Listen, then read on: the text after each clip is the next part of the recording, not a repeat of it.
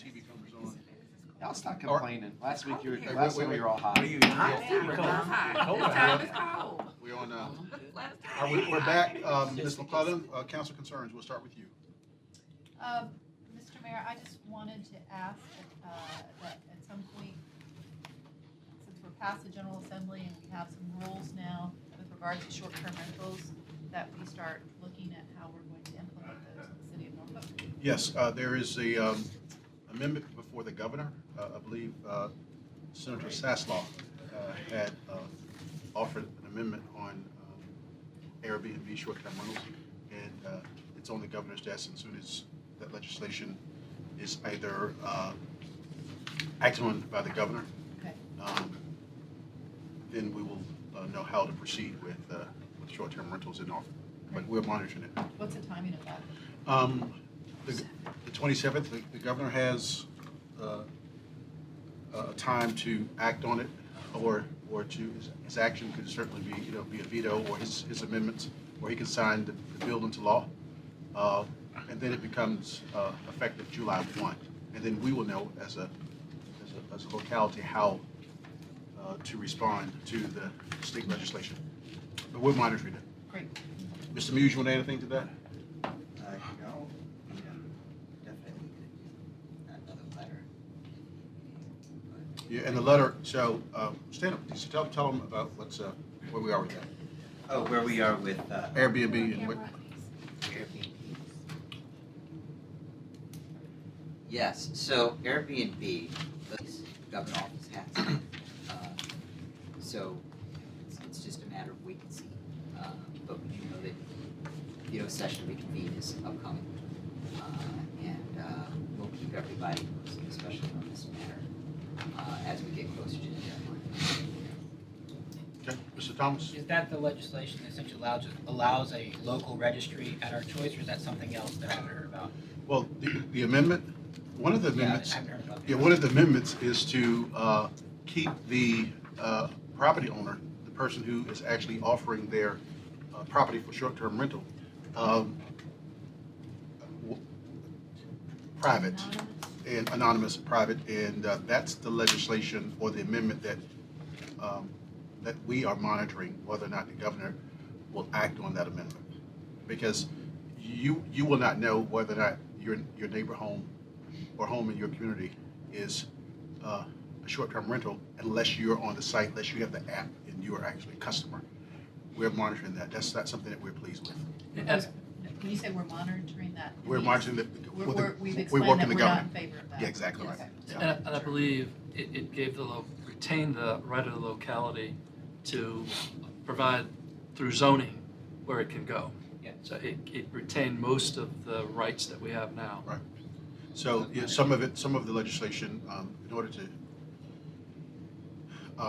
it'd be a local option on some things. It's permissive, and some things won't be mandatory. So that preserves, again, what Bernard had mentioned, some of our rights and concerns. But that piece about keeping it anonymous, we caught that, and so we're working the governor not to. Yeah. Okay, Mr. Riddick, we're doing council concerns, so we're going to go around the table. If you're ready, if not, we'll come back to you. Come back to me. All right, Dr. Woodley. I have two questions about the agenda. One, Andrea principally has been talking to the gentleman about this issue on C3, that's special exception for a new restaurant. George Homewood is not here tonight, is that right? We have Lenny, if we may have lost him. Yeah. Lenny will be Get able to Lenny. answer questions. So I just was curious about if they had a response to that. And then I had a question on C6 and C7. One is the new grocery store, Lidl, how do you say it? Lidl. Right, Lidl. and this market. And, we've had a prohibition against single serves at our CVS's, at our drugstores and grocery stores. So that prohibition is in C6, which is this food mart. Dr. Woodley, I'm going to ask for a motion to continue C6 until March 25th. Well, C6 is not my concern. Why are we C7 delaying is my Lidl? concern. It's, C6 is the food market. Oh, okay. Okay, because C7 is my concern. G7, 'Cause okay. that one allows single serves. They have to be a little bigger, but I can't see why We can't we have would that. let that go. We've started doing that for craft. I know we have. brews and drinks. And that's what And- Lidl okay. specializes in. They're not selling So, malt liquor 40. so why are we not doing that for CVS's or do we? I think we are. I think this is our standard provision now. Because, that was that big issue with our farmer's market, that we wouldn't allow the single craft beers to be sold there. All right, Well, there was politics in all right, that. Mr. Riddick, and then we'll get. and So what do Bernard- we So do we're, so we're Yes, getting sir. Lenny, and we're gonna try and find Yes, out if, wait for Lenny to get a little come. more information. For both C3 and C7. I do know, as far as the single serves, over at Harris Teeter, we allowed them to sell, these large, Okay, we do? yeah. I didn't know that, okay. It's more of your fancy. Like, I knew that, I Like wanted, Heineken. I think wanted us to be consistent across the board. Fresh I know the Market has wine. it too. Yeah, but You no, can do singles and fresh market. your large Heinekens and the, Coronas and all this. yeah, Total Coronas. Wine, you can do it. You can? You have single serves at Harris Teeter, This is, not what I shop. but you can't get a 12 ounce. I think you don't want But 7-Eleven you can get a selling 12 ounce bud. single bottles. It's the difference between the quality of the store. Okay. All right, That's good. Mr. Riddick, you ready for your council concerns? If not, Mr. Thomas? Yes. Mr. Thomas? The only thing I have is something at the planning level we discussed for many years was the plan book. And since it came up today, and I've talked to Doug a little bit about it, I'm gonna pile on. I think coastal characteristics is the best place to start with the plan book. If we can, excuse me, a pattern book. There's a difference. I'd be talking about a pattern book. So if that's something we can find a way to execute in the next budget or two, I'd like to see that. The only thing, Mr. Mayor, that I'd like to talk about next week or whenever is how successful we were with the MEAC tournament and what we can do next year to make it better and to keep them here. I know that the restaurants down Monticello, Grammy Street, they were Very full. Yeah. And so I think that I think it was a good hit for us, I believe, and we just need to keep it here. Mr. Mayor, to that point, Mr. Riddick, it takes at least 90 days to compile the Okay. statistics, and so as soon as we have those numbers, will bring them to council, and put them in the project packet. And I'd like also make sure we didn't have any horror stories in terms of towing. No, we made that clear up front, so I talked parking and, Good. That's good. as for any horror stories, I haven't heard any. That's great. That's great. That's all, Mr. Mayor. Mr. Newcomb, Yes. Dr. Whibley has a question. Dr. Whibley, you may restate your question. There was, some issues with C3. This is this special exception for the restaurant there on York Street, and we'd heard some concerns about parking and delivery of food and access to that street. Have we resolved all those issues? No more than we had before, to tell you the truth. Now, Do we have concerns about those? well, let me say this. The last restaurant, McKismo, that was in Right. there, same circumstances. The seating's not changing, the number's not changing. The hours are changing. It's going to operate a little bit later. There is an endorsement from the Civic League on it. We had a discussion with the neighbor who lives on the next street over, who has a concern about both of those restaurants. But the parking and the loading and what goes on will continue as it did in the past. That building does not have any dedicated parking to it. It was grandfathered when they opened McKismo several years ago, and that will continue through this application. All right, so the Civic League was in favor? They Is that were. right? Okay. They were. All right, great, thanks. And the other question, I think, was Lidle, I'm sorry, you want to say something? I York just, Street. on that, I did have somebody contact me about the possibility of midnight operations on the weekends, but 11 PM closing Monday through, I guess, Sunday through And Thursday. my notes are upstairs on it. I'm Yeah, sorry. they actually talked about that the architect put those dates, times in, but the owner really didn't want to have it that late, wasn't that it, Yeah. Andrew? Yeah, the young man who is opening this used to work at Vola next door, Right, and didn't expect that he would be working that late. He said, this is not entertainment, it's strictly eating and drinking. So Okay, it's that's- eating with drink. All right? okay. Okay, Mrs. Johnson. think you have one more for him on the Um, Lionel question about the C7. single Okay, serve. C7, Dr. Wibbly had C7 as Well, I well. think, Martin, I was just concerned about the single serves that was allowed for C7, but it wasn't allowed for C6. Talking to me about craft beers. Lidl is a grocery store, Right. and basically, you can mix beers and do them in that direction. So we allow that at a Farm Fresh? We've allowed it in other places where they sell craft beers. You know, traditionally, you mix them, you take a bottle from Yeah, here, a that's bottle what from mine there, is. you might have a Okay, great. four. Thank you. Okay. Any other questions? All right, Thank you. Ms. Johnson. I know we've been talking about this water bill thing, and I think, Mr. Riddick, you may have even inquired about it. The $15 Reconnection fee or notice? well, when they go, and they You tag tag. your house, where does the money go? Right. So did we ever get a receipt? Yeah, it goes Okay. Hampton Road Sanitation District, Kristen texted back, all of it goes to Hampton Roads Sanitation District, Okay.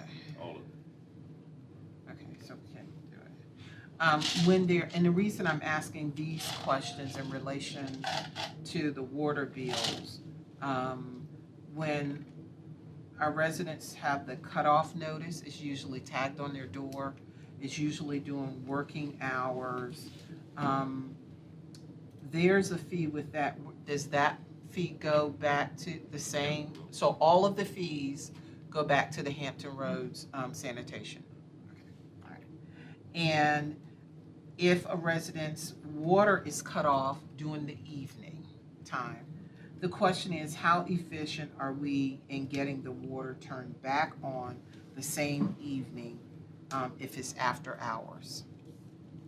Because that's not happening for some residents. If their water is turned off while they're at work, and they call in to the sanitation water department that the water is turned back on the same evening, the same day that it is shut off. All right, so we'll get that answer for you. But how quickly do we get your water back on if it's after Yes, hours? Got it. yes, and if there's staff that are available in the evening time to assist Find that out. with that. My Since next, we are 24/7, and as for whether or not we can get back that same evening, I'll ask Kristen. yes, All right. thank you, Winter. And the other one is a big one, which is concerning Booker T. Washington High School. This flip-flop between the city and Norfolk Public Schools about whose responsibility it is to improve on the condition of Booker T. Washington High School really concerns me. It keeps going back and forth and nothing continues. I'm sorry to cut across. There's no flip-flop. We understand it's the city's responsibility. What we're dealing with is, if it's the tennis courts, there's a pipage that goes underneath it that there was a failure to. We're seeing whether or not it's sound, and to be candid, it's a comprehensive redo of the tennis courts, and it's about $1 million. There's mold too. But here's what I want, Winter. If that particular, the tennis court is the city's responsibility, then provide a list of what the city is responsible for as well as Norfolk Public Schools. Because the back and forth is continuing, and Booker T. Washington still is at the place where it is with, why haven't we done a full inspection of Booker T. Washington High School, inside and outside, including all grounds, and whatever else is going on in there? They have beautiful solarians there. And a group of us went to clean out an area. And if you could have walked over across the hallway, they have two. I mean, just gorgeous. It was like walking into a jungle. So I would like a full inspection of Booker T. Washington inside and outside, including all grounds. I think that after the inspection of Booker T. Washington inside and outside, that a full report be given to everybody. And what is our action plan to implement how we're gonna fix whatever is wrong with Booker T. Washington High School, and that we get other resources within the city involved in it. My biggest concern is Norview High School is in my district. Okay, so that's what I'm responsible for, that's what we're responsible for, all the schools. We should not be discussing why one school does not have things that the other high schools do. Somebody dropped the ball on that, and it has to follow through, and we have to fix it. And once this situation is fixed, that no high school be in the situation that it is not a safe environment for all of the children. Huh? Go to Maury High School. Well, I'm just starting off, it's all of our schools. Yes, ma'am. But this is a huge issue for our high school, and we have to do something about it. So, All right. thank you, Mr. Mayor. Mrs. Graves? I alluded to it earlier, but I am very concerned with whatever is going to come out of Washington. I know that we are in the process of crafting our budget as a city, and I would just like to request that we craft a worst case scenario kind of budget, because I think that in the art of negotiation, you ask for it. It's kind of like when I would ask my dad for money. If I needed $100, I would ask him for 50 because I knew he was gonna give me an extra 50. Well, in this case, Donald Trump has asked for a boatload of cuts, and he's not expecting to get everything that he wants, but there's still going to be significant cuts. And so I want to make sure as much as possible that as a locality, we are prepared from a financial standpoint, and also looking at if this constitutes a rainy day and we have to potentially utilize rainy day funds, what does that possibly look like? And just how this budget, even if he gets 70% of the cuts that he's asking for, it's going to be very significant to our city. And so I just want to make sure that we are, we're prepared for that. And then the other piece is, I believe I saw or read somewhere that there is a bill on the governor's desk regarding decriminalization of marijuana. And so I'd like to see where that is and how that is going to, how we are going to marry that into our city, and how we handle those kinds of marijuana incidents here. But I would also like to say kudos to everybody on council, because I think it was our council that pushed this issue and was very vocal, and that made sure that was something that was in our packet and that we were very vocal about as a council. And so kudos to our council. And we did a good job. We're in Richmond. We were a governing body. They are forced to be In regards recommended. to money, Kenny and Doug has squirreled away so much money. We're in good shape. You talking about skin plants? In good shape. Okay, Mr. Ritter, okay. They used to call Jim Oliver Jim Scissorhands. He did. We met a new standard? We met a new standard? Yeah. Hey Doug, can you move that, the part that we had for Ward 4, can you move it? Oh, yeah. All right, Mr. Don't Spiegel. move a thing from Ward 4. I have a few minutes, and there's only a few minutes left. I'd like to, Doug and Breck, and maybe the mayor's secretary, in your staff, to get together and do a better job coordinating calendars for events and things that are coming up. Okay. I think that we have council members who have full-time jobs and can't make every event, but there are some events that we can get to, we can take off. Terry can change appointments as long as we have more notice. And we're getting things sometimes 2 or 3 days before the event. And I don't know what has happened. Maybe it's just with the change in staff. And I've said this before, Breck's people know how to find us. City manager or staff should not be organizing events without coordinating through them. And I know that there was some disconnect in the past, and I'm hoping it gets better.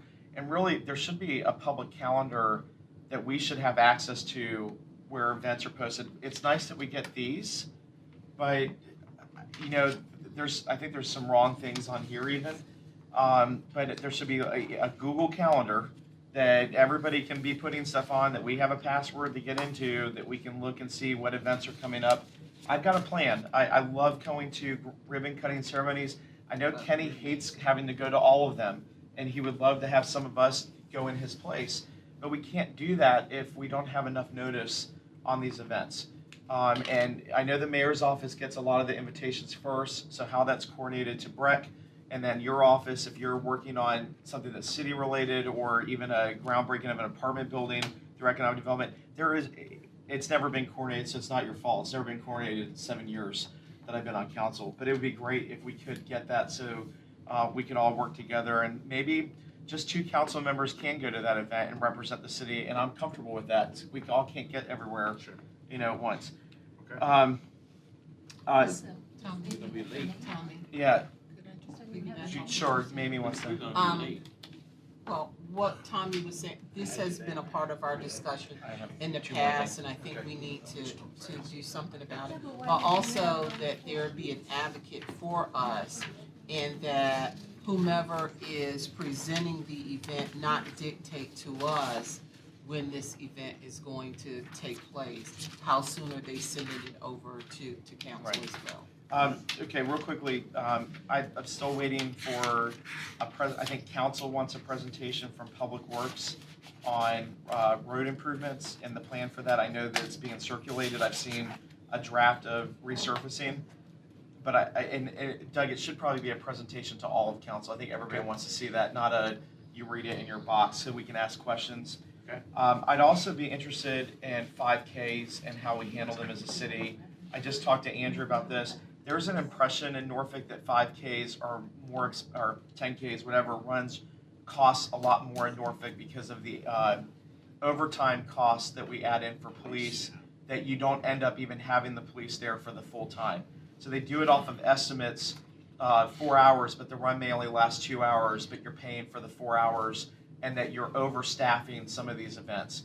I know we've done a great job. Aaron Quigley's office has done a great job, and Frida Burns, God love her. I mean, that woman is a beast when it comes to organizing stuff. So, But it would be great to. Mr. Ghostman, can you get us a presentation for the next, okay. And Is the that- last thing, and I'll talk about crime next meeting. I believe Rodney Jordan sent an email to you and Terry and asked to share it to us, and I haven't received it yet. So there was an email from him about our last meeting and comments that were made about the school board. I believe you guys have a meeting with them this week. So are we gonna have the opportunity to meet with them before the budget? Or is that was I think the major concern. Doug and the superintendent are meeting and will decide how they want to.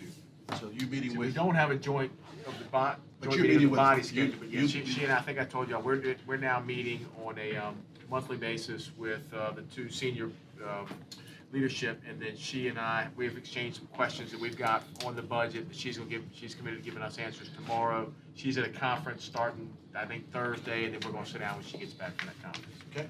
All right, guys, let's get upstairs.